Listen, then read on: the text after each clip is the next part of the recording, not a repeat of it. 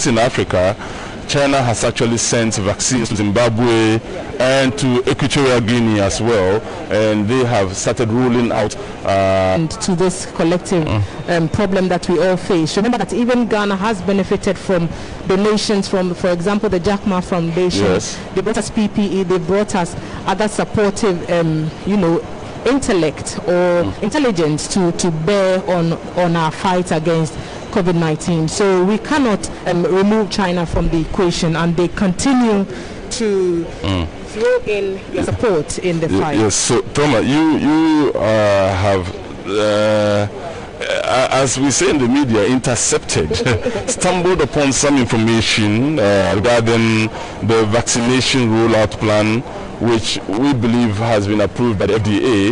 Again, this is just something we have stumbled upon, but we just feel that our audiences need to know about it as well. So you may want to... When we initially got the information, there was no confirmation from anywhere. But on Friday, when the Ministry of Health and its partners, i.e. the Ministry of Information, and then UNICEF, COVAX, and the rest, met at that important press conference to talk about the rollout plan for the vaccination, they did let us know that the coverage will be for 260 metropolitan, municipal and district assemblies, and that there will be 12,500 vaccinators involved with 2,000 supervisors, and they're expecting nearly 40,000 people to volunteer in this rollout program. So we are getting 2 FDA approved vaccines.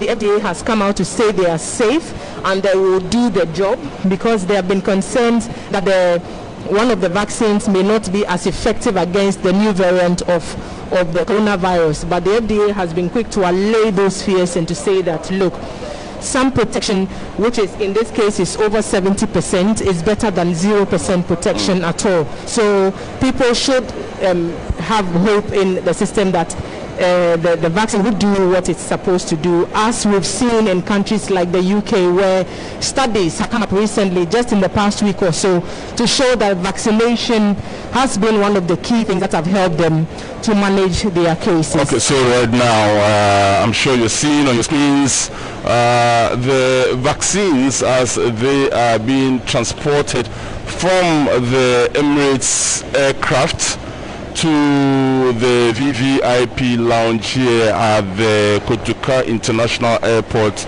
specifically Terminal 2. And we have a statement from the Ministry of Information regarding the arrival of these vaccines. Thelma might want to read that for us, even as we observe the arrival of the vaccines, 600,000 of them, we have been told. Thelma, what does the ministry say concerning this? So here's a statement signed by the President representative at the Ministry of Information, the Honorable Kojo Nkrumah. And it's a statement on the arrival of the COVID-19 vaccine in Ghana. And I'm going to read this as I received it. It says, the government of Ghana is taking delivery of 600,000 doses of AstraZeneca COVID-19 vaccine made by the Serum Institute of India, Covishield, today, February 24, 2021. This is the first consignment of vaccines acquired through the COVID-19 Vaccine Global Access Facility, COVAX, which Ghana, among 92 countries, has signed on to. COVID-19 vaccination will be conducted in phases among segmented populations.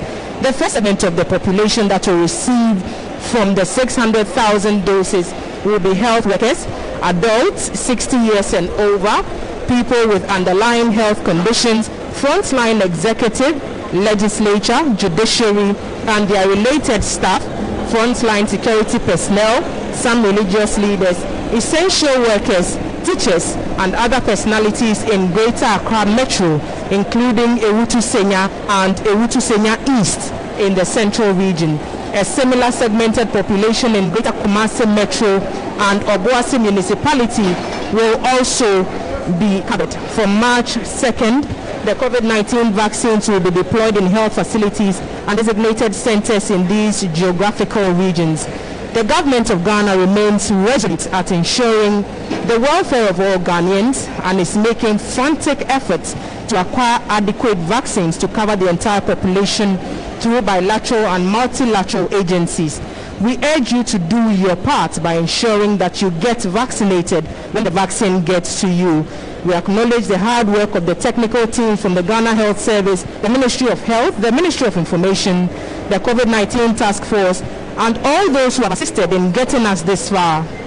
Our development partners are also acknowledged for their tremendous financial and technical support.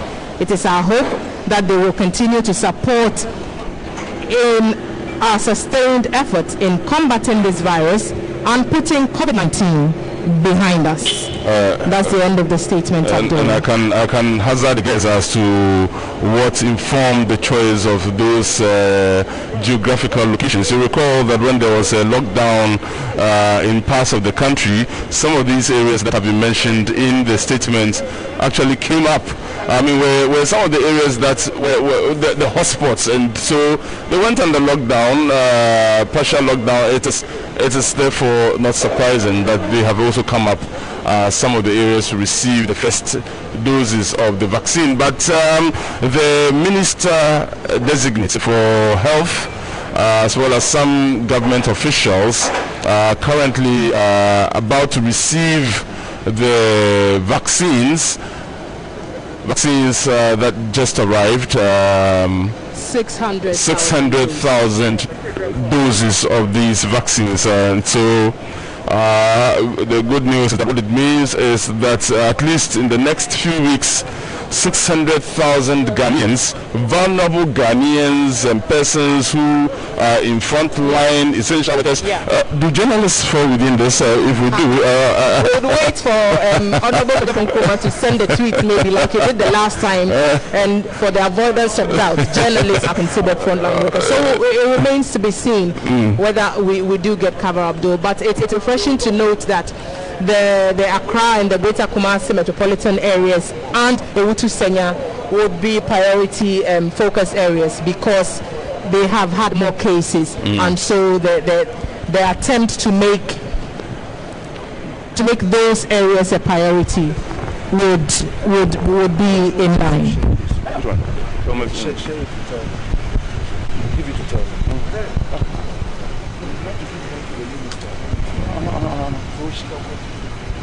Right.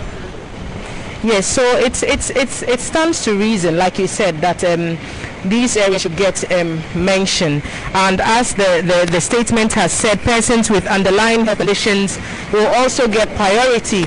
So at this point, it remains to be seen how that will be determined. I will assume that there has to be some form of medical record that confirms that a person has underlying health conditions. We've been told that persons who are diabetic, persons who have high blood pressure, maybe low blood pressure, people who are asthmatic, and people with other health conditions may be the ones to benefit in that vein. But it remains to be seen how proof of that will be acquired in order to confirm that one indeed is making a legitimate claim to the virus. Because in other countries we've seen instances where people who are deemed as not vulnerable have, been offered the vaccine and they've taken it, and it has led to uproar because, for example, those at the front line and those with underlying very auspicious handing over the vaccines and the designate, we must remember that until he is confirmed, the minister designate for health about to receive the first doses, 600,000 of them, and he's about to make a statement now. The COVID facility and the partners, to thank all of you for your generous contribution that has led to this donation that we are receiving today through the COVAX facility. Ghana has led the way, and we can only say on behalf of WHO and the Director General Dr. Tedros and the Regional Director Masidiso Moeti that we statements right now. We will summarize whatever the minister